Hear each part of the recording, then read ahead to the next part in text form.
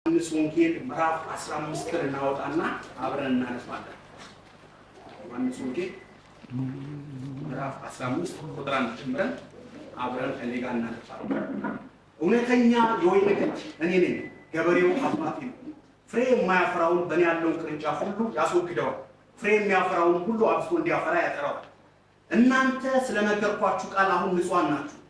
በእኔ ኑሩ፣ እኔም በእናንተ። ቅርንጫፍ በወይን ግንድ ባይኖር ከራሱ ፍሬ ሊያፈራ አይቻልም። እንዲሁ እናንተም ደግሞ በእኔ ባትኖሩ አትችሉ። እኔ የወይን ግንድ ነኝ፣ እናንተ ቅርንጫፍ ናችሁ። ያለ እኔ ምንም ልታደርጉ አትችሉ። በእኔ የሚኖር እኔም በእርሱ እርሱም ብዙ ፍሬ ያፈራል። በእኔ የማይኖር ቢሆን እንደ ቅርንጫፍ ወደ ውጭ ይጣላል፣ ይደርቃል። እነርሱ ሰብስበው ወደ እሳት ይጥሏቸዋል፣ ያቃጥሏችሁማል። በእኔ ኑሩ፣ ቃሎቼም በእናንተ ቢኖሩ የምትወዱትን ሁሉ ይሆንላችኋል፣ ለምኑ ይሆንላችኋል። ብዙ ፍሬ ብታፈሩ ደቀ መዛሙርቴ ብትሆኑ በዚህ አባቴ ይከብራል። አብ እንደወደደኝ እኔም ደግሞ እንደወደድካችሁ በፍቅሬ ኑሩ። እኔ የአባቴን ትእዛዝ እንደጠበቁ በፍቅሩም እንደምኖር ትእዛዜን ብትጠብቁ በፍቅሬ ትኖራላችሁ። ደስታዬ በእናንተ ዘንድ እንዲሆን ደስታዬም እንዲፈጸም ይህን ነግሬያችኋለሁ። እኔ እንደወደድኳችሁ እርስ በርሳችሁ ትዋደዱ ዘንድ ትእዛዜ ይህች ናት። ነፍሱን ስለ ወዳጆቹ ከመስጠት ይልቅ ከዚህ የሚበልጥ ፍቅር ለማንም የለም። እኔ ያዘዝኳችሁ ሁሉ ብታደርጉ እናንተም ወዳጆቼ ናችሁ። ቁጥር 15 እንግዲህ ወዲህ ባሮች አላችሁ፣ ባሪያ የጌታውን የማያደርገውን አያውቅምና፣ ወዳጆች ግን ብላችሁ ከአባቴ የሰማሁትን ሁሉ ለእናንተ አሳውቃችኋለሁ። እኔ መረጥኳችሁ እንጂ እናንተ አልመረጣችሁም። አብ በስሜ የምትለምኑትን ሁሉ እንደሚሰጣችሁ ልትሄዱ ፍሬ ልታፈሩ ፍሬያችሁ ሊኖር ሾምኳችሁ። እርስ በርሳችሁ ትዋደዱ ዘንድ እቺን አዛችኋለሁ ይላልና እግዚአብሔር የተባረከ ይሁን። ሁላችን ለቃሉ እንጸልያለን። የዘላለም ቅዱስ አባት እግዚአብሔር ሆይ ስለዚህ ጊዜ እናመሰግናለን። ስለረዳሃን፣ ስላገዝከን፣ ምሕረትን ስላበዛሃልን፣ ወንድሞቼን እህቶቼን እኔን በዚህ ስፍራ የሰበሰብከን አምላክ እግዚአብሔር ሆይ ዛሬ ደግሞ ከአንተ ከጸጋ ዙፋን ስር አለን። በቃል እንድትናገረን እንጸልያለን። ቃል ወደ እያንዳንዳችን እግዚአብሔር ሆይ በመንፈስ መገለጥ እንዲገለጥ በኢየሱስ ስም እኔም ለምንሃለሁ። እግዚአብሔር ሆይ ባሪያዎች የሚሰሙበት እኔም የምናገርበት ከአንተ ዘንድ ጸጋ ይለቀቅልን። ስለ ሁሉ እናመሰግናለን በክርስቶስ ኢየሱስ ስም አሜን። እግዚአብሔር የተባረከ ይሁን። እንዳነበብነው በዮሐንስ ወንጌል ምዕራፍ 15 ከ1 እስከ 17 ባለው ሐሳብ ላይ በእርሱ መኖር በሚል ሐሳብ ዛሬ ከኔ ጋር የእግዚአብሔርን ቃል የምንካፈለው ምን አልኩኝ? ርዕሴ ምን አልኩኝ? እንግዲህ እግዚአብሔር ቅድም በወንድማችን በወንዴም በቢኒም አማካኝነት ሲነግረን ነበር በእርሱ ስለመኖር ማለት ነው። አሁን በእርሱ መኖር ብሎ ዮሐንስ ይህንን መልእክት ከመጀመሪያ በፊት እስቲ ስለ ዮሐንስ ወንጌል አንዳንድ ነገር ልበላችሁና ከዛ በኋላ ወደ ሐሳቤ እገባለሁ። ዮሐንስ ወንጌል እንግዲህ የጻፈው ሐዋርያው ዮሐንስ የዘብዴዎስ ልጅ ያዕቆብ ወንድም የሆነ በጠብሪዳል ወንዝ ላይ አሳ ሲያጠምድ በታንኳ ላይ እያለ የተጠራ ሰው ነው ይሄ ዮሐንስ የሚባለው። ዮሐንስ በጣም ኢየሱስ የተወደደ ኢየሱስንም የሚወድ የሚባል ኢየሱስን ምን የሚወድ አሁን ደቀ መዛሙርቶቹ በጣም ይወዱታል። የዮሐንስ አወዳደድ ግን ለኢየሱስ ለየት ይላል። ስለዚህ ኢየሱስን በጣም የገለጠው ሰው ምን የሚለው ሰው ነው? የሚወደው ሰው። ዮሐንስ ይህንን ወንጌል ሲጽፍ በሚገርማችሁ ሁኔታ የአይሁድን ባህል ጠንቅቆ የሚያውቅ ስለ አይሁድ ስርዓት በደንብ የሚረዳ እንዲሁም ደግሞ ይህንን መጽሐፍ በሚጽፍ ሰዓት ከኢየሱስ ደረት ተጠግቶ ከኢየሱስ መለኮታዊ የሆነውን እንዲሁም ደግሞ የእግዚአብሔር ልጅነቱን በደንብ የገለጸ ሰው። ዮሐንስ ወንጌልን ከሌላው ወንጌል ለየት የሚያደርገው በጣም በሚገርማችሁ ሁኔታ ለአዳዲስ ሰዎች እንኳን ምን የሚመከር ነው። አዳዲስ ሰዎች ወደ ጌታ ሲመጡ ዮሐንስ ወንጌል ምን በለው አንብበው። እሱ ውስጥ ማለት የኢየሱስን መለኮትነት በደንብ ግልጽ ያደርግ የኢየሱስን የእግዚአብሔር ልጅነት በደንብ ግልጽ አድርጎ የሚያሳየን ምንድነው? የመጽሐፍ የወንጌል ክፍል ነው ማለት ነው። ይህን ወንጌል ስናስብ ኢየሱስ ሰባቱ እኔዎች ኢየሱስ እኔ ብሎ የተናገራቸው ሰባቱ እኔዎች በዚህ ክፍል ውስጥ አሉ። እውነት የሚለው ቃል ደግሞ ለ44 ጊዜ በዚህ ክፍል የተጠቀሰ ምን አልኩ? ምን ምትለው ቃል እውነት ምትለው ቃል ለ44 ጊዜ በዚህ ክፍል የተጠቀሰ። ዮሐንስ በሚገርማችሁ ሁኔታ ወንጌላት ላይ የማናገኘው እንዲሁም ደግሞ በሱ ብቻ የተጻፈው ስለማናለ ስለ መንፈስ ቅዱስ ቅዱስ ኢየሱስ ከኔ በኋላ አጽናኙ ይመጣል ብሎ በደንብ የተናገረውን ክፍል በዚህ ስፍራ በዮሐንስ ወንጌል ላይ እናገኘዋለን። አንድ ወቅት ላይ አንድ ነገር ሰማሁ። በጣም አስተውላችሁ ስሙኝ። ምን ሰማሁ? በሚገርማችሁ ሁኔታ አንድ ጋንግስተር አንድ ቦታ ታሰረ። ላቲን አሜሪካ አካባቢ የተሰራ ጋንግስተር። ይሄንን መጽሐፍ ቅዱስ አዲስ ኪዳንን ሰጡት። አዲስ ኪዳንን ከሰጡት በኋላ ይሄ ሰው ከማቴዎስ ወንጌል ጀመረ። በጣም አጫሽ ነው። በጣም ብዙ ሺሻ የሚጠቀም ሰው ነው። ይሄ ሰው ከማቴዎስ ጀምሮ እያነበበ እስከ ሉቃስ አጨሰበት። አንድ ጊዜ ልክ ዮሐንስ ወንጌልን ሲጀምር ዮሐንስ ወንጌል ምን አለኝ አለ? አጨሰኛል። ኢየሱስ ክርስቶስ ጌታ ነው እና ጥልቅ የክርስቶስን ሐሳብ የሚል ክፍል ነው የሚናገር ክፍል ነው። ኢየሱስ ክርስቶስ ጌታ ነው። እግዚአብሔር የተባረከ ይሁን። እንግዲህ ወደ ክፍሌ ወደምንማርበት ክፍል ስመጣ ይሄ ምዕራፍ 13 እስከ 17 ያለው ሐሳብ ስለ ኢየሱስ ክርስቶስ ስለ መጨረሻው የሕማማት ሳምንት የሚናገር ክፍል ነውና በመጨረሻ ወራት የተሰጠ ትምህርት ምዕራፍ 13 እና ምዕራፍ 14 ላይ እናገኘዋለን። በጌተሰማኒ መንገድ የተሰጠው ትምህርት ደግሞ ምዕራፍ 15 እና 16 ላይ እናገኘዋለን። የኢየሱስ ምልጃ ጸሎትን በምዕራፍ 17 ዮሐንስ ወንጌል ላይ እናገኘዋለን። እግዚአብሔር የተባረከ ይሁን። እንግዲህ ርዕሳችን ምንድነው? ንድገሞስ አልተሰማኝም። ጌታ የተባረከ ይሁን። እንግዲህ በእርሱ መኖር ስላለን እንዴት እንኑር? ለምትጽፉ ሰዎች እንዴት እንኑር? እግዚአብሔር የተባረከ ይሁን። እንግዲህ እንዴት እንኑር ሲባል ቅርንጫፍ ሆኖ በግንዱ ላይ በመኖር እግዚአብሔር ይባረክ። ቅርንጫፍ ሆኖ በምኑ ላይ መኖር? ቅርንጫፍ ሆኖ በግንዱ ላይ መኖር። ዮሐንስ ወንጌል ምዕራፍ 15 1-5 እንዲህ ይላል፣ እውነተኛ የወይን ግንድ እኔ ነኝ፣ ገበሬው አባቴ ነው። ፍሬ የማያፈራውን በእኔ ያለውን ቅርንጫፍ ሁሉ ያስወግደዋል፣ ፍሬ የሚያፈራውንም አብዝቶ እንዲያፈራ ያቀርባል። እናንተ ስለነገርኳችሁ ቃል አሁን ንጹሐን ናችሁ። በእኔ ኑሩ፣ እኔም በእናንተ። ቅርንጫፍ በወይን ግንድ ባይኖር ከራሱ ፍሬ ላፈራ እንደማይችለው እንዲሁ እናንተም ደግሞ በእኔ ባትኖሩ አትችሉም። እኔ የወይን ግንድ ነኝ፣ እናንተ ቅርንጫፍ ናችሁ። ያለ እኔ ምንም ልታደርጉ አትችሉም። በእኔ የሚኖር እኔም በእርሱ እኖራለሁ፣ ፍሬ ያፈራል። አሁን እዚህ ስፍራ ላይ እንዳልኳችሁ ቅርንጫፍ ሆኖ በምኑ ላይ መኖር? በግንዱ ላይ መኖር። አሁን ኢየሱስ ክርስቶስ ይህን ሐሳብ ሲናገር እውነተኛ የወይን ግንድ ማን ነው አለ? እኔ ነኝ አለ። ቅርንጫፉ ማን ነው አለ? እኛ ነው አለ። አሁን ኢየሱስ ቅርንጫፉን ቢኒን እኔን እኛን ሲያደርገን እሱ ምን ሆኖ? ግንድ ሆኖ። ለምሳሌ ይህን በግንድ አስቡልኝ። ይሄ ግንድ ቢሆን እኔ ቅርንጫፍ ሆኖ እዚህ ጋር ነው ማለት ነው። አሁን ቅርንጫፉን የዚህ ግንድ ላይ ካለው እኔ ምን አለ? ከግንዱ በማገኘው ነገር እየተመገቡን ለእሱ በሕይወት እኖራለሁ። ለማን? ለግንዱ። ምን ሆኜ? ቅርንጫፍ ሆኜ። ስለዚህ ግንዱ ላይ ሆኜ ግን ቅርንጫፍ ሆኜ ከግንዱ ሊገባኝ ካልወሰድኩ ምን ላለው? እደርቃለሁ። ስደርቅ ደግሞ ምን ይሆናለሁ? እጣልና በእሳት እቃጠላለሁ አሉ ነው ቢለው። ስለዚህ እዚህ ስፍራ ላይ ስትመለከቱ ቅርንጫፍ ወይኑ ግንድ ምግብ ካላገኘ በሕይወት መኖራችን። አሁን እኛም ከክርስቶስ መንፈስ ካልተቀበልን የክርስትናን ሕይወት ምን ማለት አንችልም? መኖር አንችልም። እግዚአብሔር ከእኛ ላይ መጥፎ የሆነውን ባህሪያችንን፣ መጥፎ የሆነውን ልምምዳችንን፣ መጥፎ የሆነውን ነገራችንን ከእኛ ላይ እየገረዘ የእሱን ሐሳብ ደግሞ በሕይወታችን እየከተተ መኖር ይፈልጋል። ኢየሱስ ክርስቶስ ጌታ ነው። ሲናገር የእግዚአብሔር ቃል በያዕቆብ መልእክት ምዕራፍ 1:2-4 እንዲህ ይላል፣ ወንድሞች ሆይ ይላችኋል የእምነታችሁን መፈተን ትዕግስትን እንዲያደርግላችሁ አውቃችሁ ልዩ ልዩ ፈተና ሲደርስባችሁ እንደ ሙሉ ደስታ ቁጠሩ። ትዕግስት በምንም እንዳይጎልባችሁ ሳይኖር ፍጹማን ሙሉአን ትሆኑ ዘንድ ስራውን በእናንተ ይፈጽማል። ስለዚህ እዚህ ስፍራ ላይ ስትመለከቱ እኛ ውስጥ ማትፈልገው ሲወገድ ያማል። አሁን እዚህ ጋር ያለ ነገር ዝም ብሎ አይለቀቅም። ምኑ ይቆረጣል፣ ስሩ ይቆረጣል፣ ምኑ ይቆረጣል፣ ግንኙነቱ ይቆረጣል። ሲቋረጥ ምን ያማል። ይህን ነገር በእኛ ውስጥ እግዚአብሔር ምን ማድረግ ይፈልጋል? መግለጥ፣ ማፍራት ይፈልጋል። ኢየሱስ ክርስቶስ ጌታ ነው። እግዚአብሔር በእኛ ውስጥ ግንድ ሆነ ስንሆን ምንድን ነው ምናምን? እስኪ አንድ በሉ ለምትጽፉ ሰዎች አንዳንድ የመንፈስ ፍሬ እናፈራለን። የምን ፍሬ እናፈራለን? የመንፈስ ፍሬ እናፈራለን። ገላትያ 5:22-23 አነባዋለሁ። ገላትያ 5:22-23 እንዲህ ይላል፣ የመንፈስ ፍሬ ግን ፍቅር፣ ደስታ፣ ሰላም፣ ትዕግስት፣ ቸርነት፣ በጎነት፣ እምነት፣ የዋህነት፣ ራስን መግዛት። የምን ፍሬ? የመንፈስ ፍሬ። ኢየሱስ ክርስቶስ ጌታ ነው። ሐሳባችን ወደ ላይ ያርጉ። ኢየሱስ ክርስቶስ ጌታ ነው። አሁን የመጀመሪያው ቅርንጫፍ ሆነን ግንዱ ላይ ስንኖር የምናፈራው ምንድን ነው? የመንፈስ ፍሬ ነው። እስኪ የመንፈስ ፍሬ በሉ። ትገሙት እስኪ።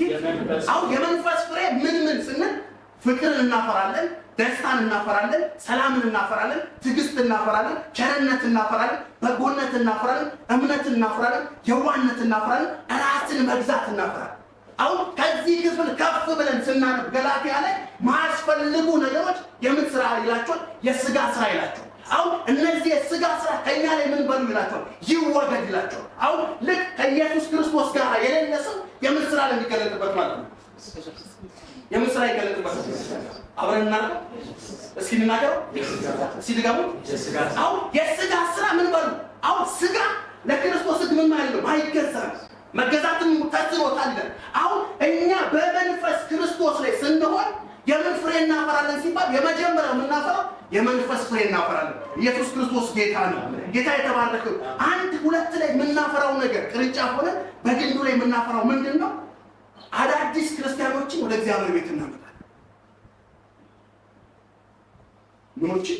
አዳዲስ ክርስቲያኖችን ወደ እግዚአብሔር ቤት ምን እናለን? እናመጣለን። ሁለተኛው ምን ማለት ነው? አሁን በእኛ ምስክርነት አማካኝነት ወደ ክርስቶስ የምናመጣቸው አማኞች የምን ፍሬ ናቸው? ለእኛ ቅርንጫፍ ላይ ግንዱ ሆነን ግንዱ ላይ ቅርንጫፍ ሆነን የምናፈራቸው ፍሬዎች ናቸው ማለት ነው። አዲስ ክርስቲያን እግዚአብሔር የሚደሰትበት የኛ ፍሬዎች ናቸው። ለምሳሌ በቢኒ አማካኝነት አንድ ወንድም ቢመጣ እግዚአብሔር በቢኒ ስለመጣው ስለዛ ወንድም እግዚአብሔር ይደሰታል። መጽሐፍ ሲናገር አንድ ኃጢአተኛ ወደ ማን ሲመጣ? ወደ እግዚአብሔር ቤት ሲመጣ በሰማይ ምንድን ነው ይላል? እስኪ ድገሙት እስኪ። አሁን በሰማይ ታላቅ ደስታ ለምን ሆነ ስንል እኮ ሰማይ ውስጥ የተደረገው ትልቅ ስራ ነው። ያ ስራ ምንድን ነው? የኢየሱስ ክርስቶስ ቤዛነት ስራ ነው። ያ የቤዛነት ስራ አምኖ አንድ ኃጢአተኛ ወደ እግዚአብሔር መንግስት ሲቀላቀል በዚህ ሰው መቀላቀል ውስጥ መላእክቶች እልል ይላሉ።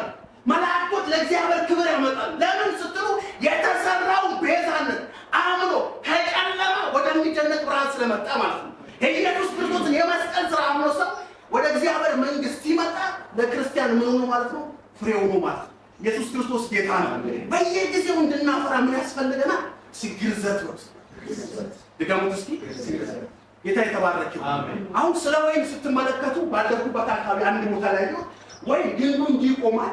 ጥግ ላይ እዛ ጋር አስቡልኝ። ከዛ በኋላ ርብራብ እንደዚህ ይደረግበትና ያ ግንዱ ጋር የቆመው ወይን ምን ሆነ? እንዲህ ይንጠለጠላል ወደዚህ ማለት ነው። ከዛ ያ የተንጠለጠለው ወይን ግንዱ እዛ ጋር አለ። ይሄ ቅርንጫፍ ሆኖ ነው ያለው። አሁን በሚገርማችሁ ሁኔታ ወቅት አለ። አሁን ወይኑ ያፈራበት ወቅት አለ። ከወይኑ ካፈራ በኋላ የበለጠ እንዲያፈራ ግንዱን ትተውት ቅርንጫፉ ምን ይላል? ይገረዛል። ለምን ሲባል አብልጦ እንዲያፈራ። ትናንትና የሆነ ወይ 3፣ 4 ኪሎ 5 ኪሎ ሰጥቶ ከሆነ የበለጠ 10፣ 15 ኪሎ የሚሰጥበት ምን ያስፈልጋል? ግርዘት ያስፈልጋል። እንዲሁ እኛም እንደ አማኝ ክርስቶስ ላይ ስንኖር ማያስፈልግ ነገር ከኛ ላይ ምን ማለት አለበት? እስኪ መወገድ በሉ። እስኪ ድገሙት እስኪ። ጌታ የተባረከ ይሁን። በየጊዜው ተጨማሪ ግርዘት ያስፈልገናል። እንዳልኳችሁ በእርሱ መኖር ማለት መውደድ። አሁን ጌታ ጋር እየኖርኩ ነው ሰው ካለ ይወደዋል። ጌታ ጋር እየኖርኩ ነው ካለ ታዘዘዋል። ጌታ ጋር እየኖርኩ ነው ካለ ከእርሱ ጋር ዕለት ዕለት በጸሎት ይገናኛሉ። ጌታን እየወደድኩት ነው ካለ በእውነተኛ አምልኮ ያመልኩዋል። ይሄንን ማለት ነው። ቅርንጫፍ ከወይኑ ግንድ ጋር እንደተጣበቀ አማኝን በመንፈስ ቅዱስ አማኝ ከማን ጋር መጣበቅ አለበት? እስከ ጌታ ጋር ወስዶ ኢየሱስ ክርስቶስ ጌታ ነው። አሁን የወይኑ ግንድ ውስጥ የሚገኘው ምግብ አዘል ፈሳሽ አለ። መቼም ዛፍ ጋር ስለ ፈሳሽ መሬት ማለት የሚገኘው ከዚህ እያገኘ ይሄ ግንድ በግንዱ አማካኝነት ቅርንጫፉ እንደሚመገብ ሁሉ አንድ ክርስቲያን ከክርስቶስ መንፈስ እያገኘ መንፈሳዊ ሕይወት ምን ይመገባል ማለት ነው። ኢየሱስ ክርስቶስ ጌታ ነው። የክርስቶስ መንፈስ በእኛ ውስጥ እየፈሰሰ መንፈሳዊ ሕይወታችን ምን ያደርጋል? ያበዛልናል ማለት ነው። እግዚአብሔር የተመሰገነ ይሁን። እስኪ ቢኒዬ አንደኛ ቆሮንቶስ 12:7 አንደኛ ቆሮንቶስ 12:7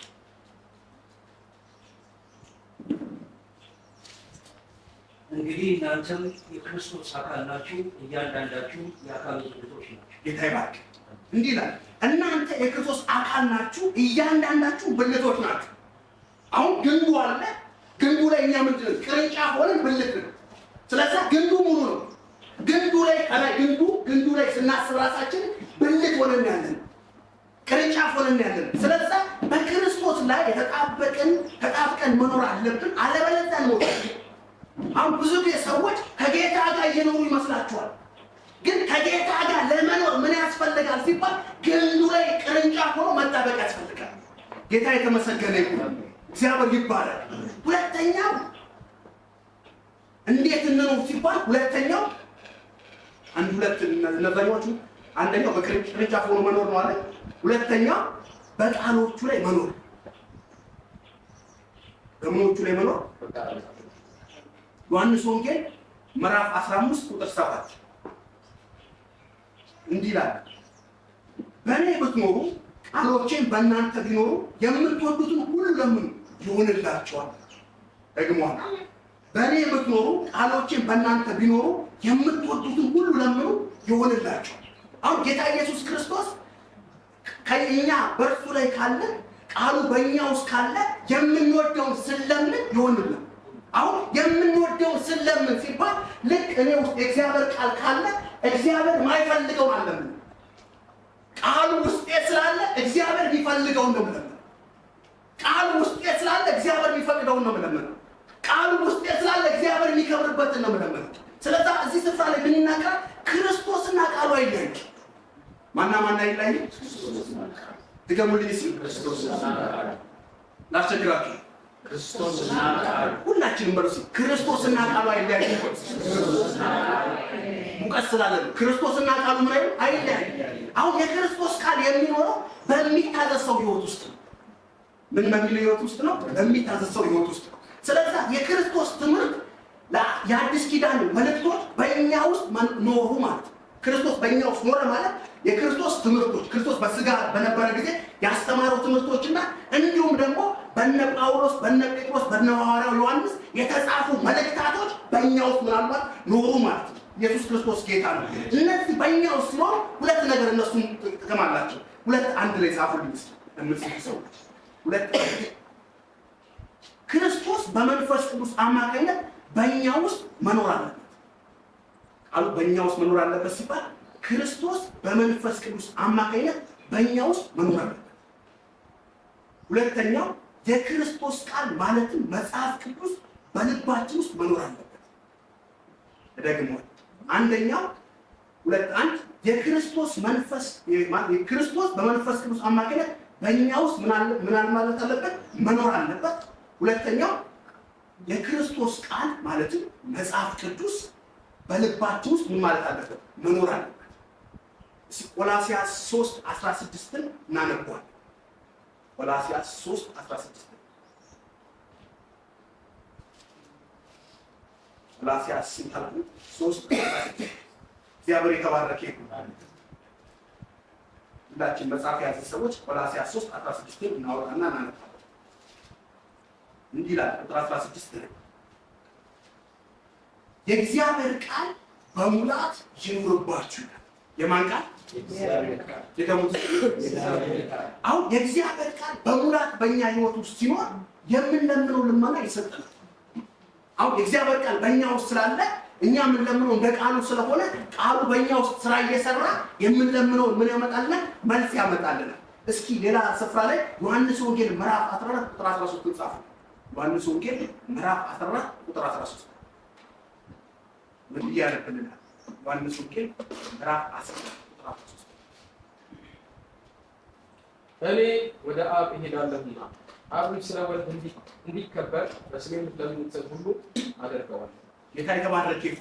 ደግሞ አለ አብ ስለ ወልድ እንዲከበር በስሜ የምትለምኑትን ሁሉ አደርገዋለሁ። ማናቸውም ነገር በስሜ የምትለምኑ አደርገዋለሁ። አሁን ቅድም ምንድን ነው አለ? ክርስቶስና ቃሉ ምን አይልማል? አይለያይም ማለት።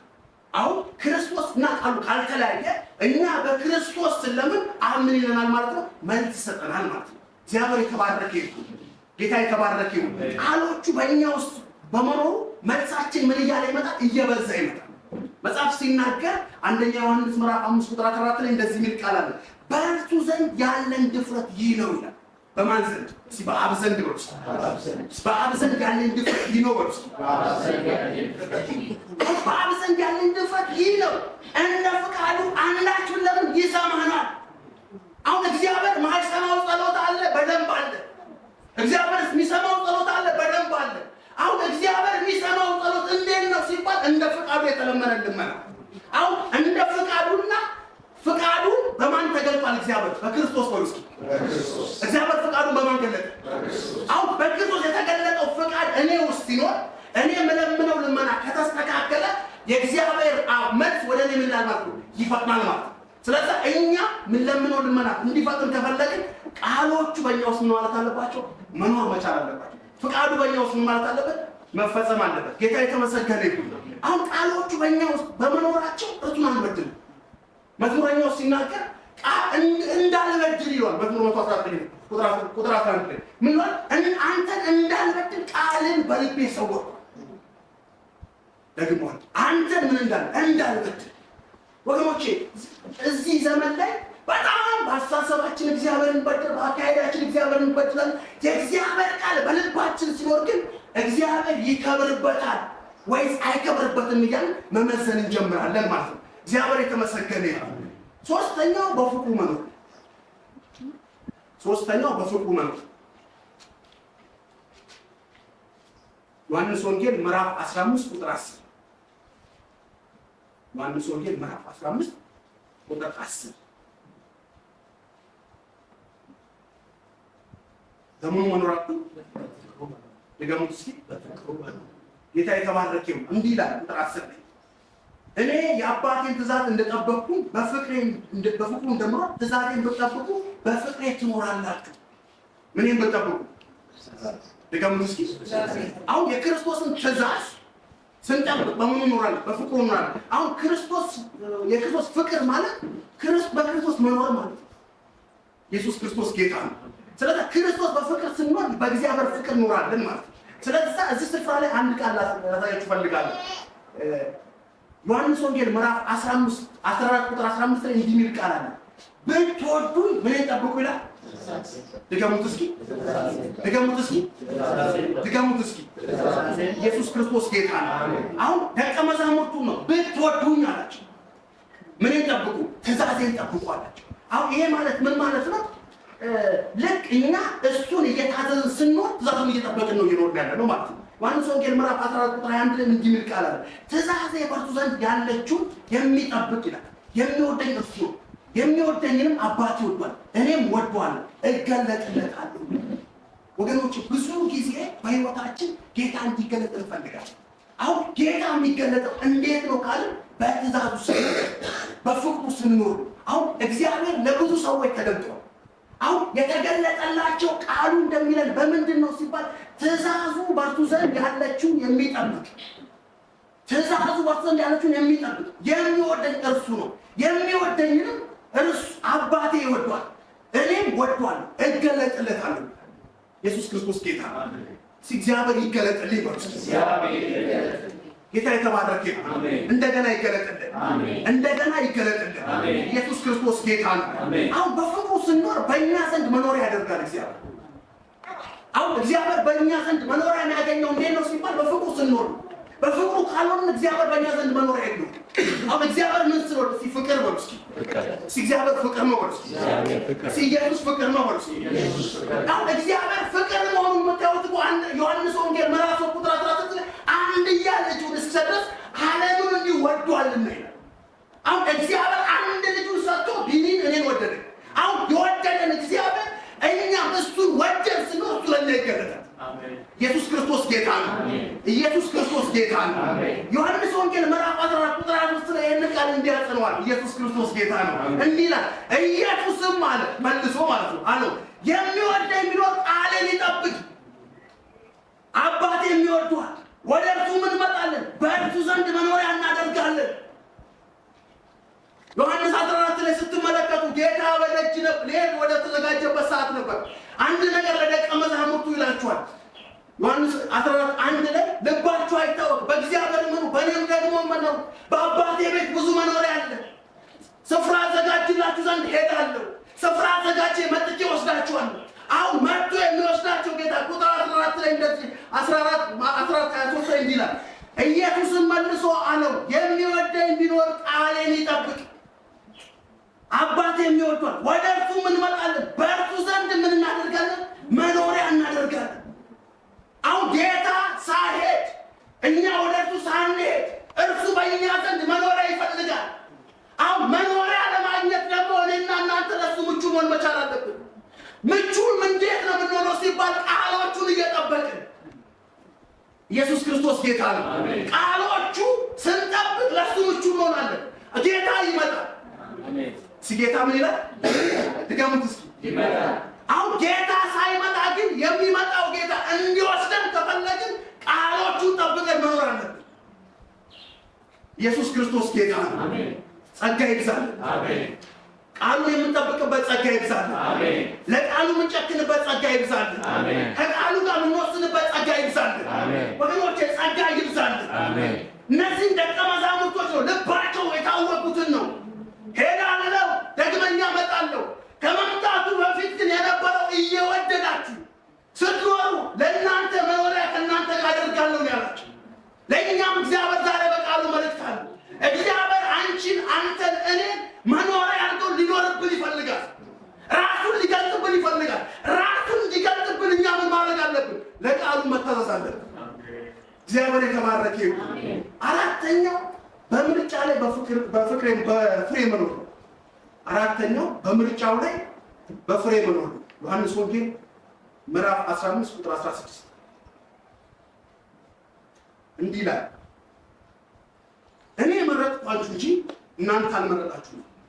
አብ በስሜ የምትለምኑት ሁሉ እንዲሰጣችሁ እንድትሄዱ ፍሬ እንድታፈሩ ፍሬያችሁ እንዲኖር ሾምኳችሁ ይላችኋል። ልድገመው፣ እኔ መረጥኳችሁ እንጂ እናንተ አልመረጣችሁም። አብ በስሜ የምትለምኑት ሁሉ እንዲሰጣችሁ ልትሄዱ ፍሬ እንድታፈሩ ሾምኳችሁ ይላችኋል። ኢየሱስ ክርስቶስ ጌታ ነው። አሁን እዚህ ስፍራ ላይ እንደምናገኘው ዮሐንስ ወንጌል ምዕራፍ 15 ቁጥር 16 ላይ ደቀ መዛሙርቱና ኢየሱስን ነው የሚያሳየው።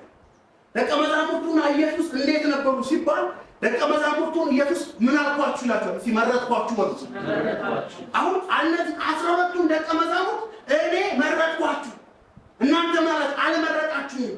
አሁን እነዚህ የመረጣቸውን ደቀ መዛሙርት ምን አደረጋቸው? ጌታ የተባረከ ይሁን ይላል። ማቴዎስ ወንጌል ምዕራፍ 10 ቁጥር 1 ነው። 12ቱን ደቀ መዛሙርት ወደ እሱ ጠርቶ ቁሳን መናፍስትን ሊያወጡ የወይንና ማመን እንዲፈውሱ ስልጣን ሰጣቸው። ተመልከቱ፣ 12ቱን ደቀ መዛሙርት ምን ብሎ ጠርቷቸው? እስኪ በሉ ድገሙት እስኪ። አሁን እነዚህን 12 ደቀ መዛሙርት ጠራቸውና አንድ ነገር በእነሱ ላይ ያደረገ ኢየሱስ ክርስቶስ ጌታ ነው። ጠርቶም እንዲያወጡ ርኩሳን መናፍስት ላይ፣ ደዌ ላይ፣ ሕማማት ላይ እንዲፈውሱ ምን ሰጣቸው? ስልጣን ሰጣቸው። አሁን ይሄ የሰጣቸው ስልጣን በማን ምርጫ ነው ሲባል በእነሱ ምርጫ ነው እንዴ? በማን ምርጫ ነው? በክርስቶስ ምርጫ ነው። ድገሙት። አሁን ምርጫው የነሱ አይደለም። ደቀ መዛሙርቱ መርጦት አይደለም። ጴጥሮስ መርጦት አይደለም። ዮሐንስ መርጦት አይደለም። ያዕቆብ ግን ማን መረጠው? ኢየሱስ ያዕቆብን መረጠው። በምርጫው ላይ ስንኖር በፍሬ እንኖራለን። ኢየሱስ ክርስቶስ ጌታ ነው። እስኪ በምርጫው ላይ ስኖር በሉ እስኪ በፍሬ እኖራለሁ በሉ። ደቀ መዛሙርቶቹን ኢየሱስ ምን አደረጋቸው? ቅርንጫፍ አድርጎ ምን አደረጋቸው? በፍሬ እንዲኖሩ ላካቸው። ኢየሱስ ክርስቶስ ጌታ ነው። በፍሬ ማፍራት ማለት ሌሎቹ ወደ ክርስቶስ ማምጣት ማለት ነው። ደግሞ ፍሬ ማፍራት ማለት ሌሎቹ ወደ ማምጣት ማለት ነው። ወደ ክርስቶስ ማምጣት ማለት ነው። ሁላችን በዚህ ምድር ያለን መልእክቴን በደንብ እንድሰሙ ከዚህ በኋላ ፈልጋለሁ። ሁላችን በክርስቶስ ኢየሱስ ያመንን ሰዎች በማን ተሾመናል? እስኪ በእግዚአብሔር በሉ። እስኪ በእግዚአብሔር ተሾሜያለሁ በሉ። እስኪ በኢየሱስ ተሾሜያለሁ በሉ። አሁን በኢየሱስ የተሾመው ለምንድን ነው ሲባል ሄደን ፍሬ እንድናፈራ ተሾመናል። አሁን ፍሬያችን ምንድን ነው ካልን አዳዲስ ሰዎችን ወደ ቤቱ ማምጣት ነው። አዳዲስ ሰዎችን ወደ ምን ማምጣት? ወደ መንግስቱ ማምጣት ነው። እነዚህ ስናደርግ ክርስቶስ በእኛ ውስጥ ይከብራል ማለት ነው። ስለዚህ ክርስቶስን ወንጌል ለማድረስ በእርሱ ተጠርተን አለ ሁላችን የእርሱን ወንጌል መልእክተኞች ነን። ምኖች ነን? መልእክተኛ ነኝ። ድገሙት እስኪ። ላስቸግራችሁ፣ ድገሙት እስኪ። እኔ የአብ መልእክተኛ ነኝ። እኔ የኢየሱስ መልእክተኛ ነኝ። አሁን መልእክተኛ የማንን መልእክት ነው የሚያደርሰው?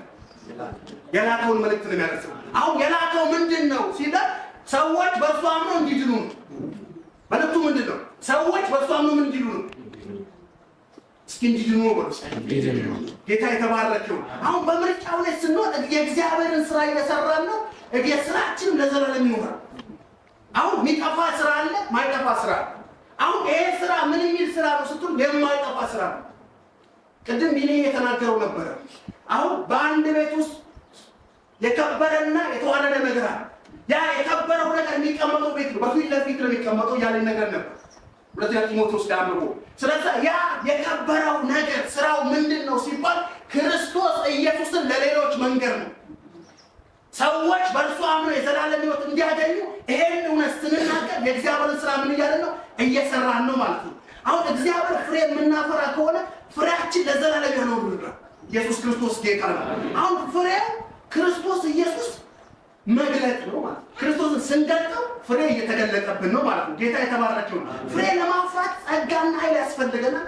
ጸጋና ኃይል ደግሞ ማን ይሰጠናል? እግዚአብሔር አብ ይሰጠኛል ብሎ ምንና ምን? ድገሙት ድገሙት። አሁን ደቀ መዛሙርቱ ኢየሱስ ክርስቶስ ከሄደ በኋላ ከመሄዱ በፊት አንድ ተስፋ ሰጣቸው። ያላቸው ነገር ምንድን ነው? ተቀመጡ አላቸው።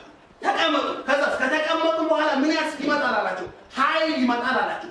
ያ ኃይል እስከ ዓለም ዳርቻ ደረሳቸው።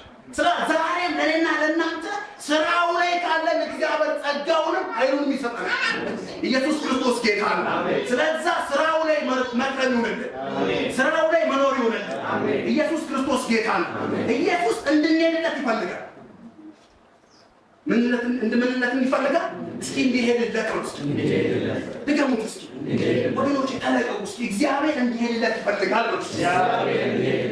ተለቀቁና እግዚአብሔር እኔን መልእክተኛ አድርጎ ሊልከኝ ይፈልጋል ነው። አሁን እግዚአብሔር መልእክተኛ አድርጎ ዳሬን የሚልከው ዳሬ መሄድ ከሆነ ብቻ ነው።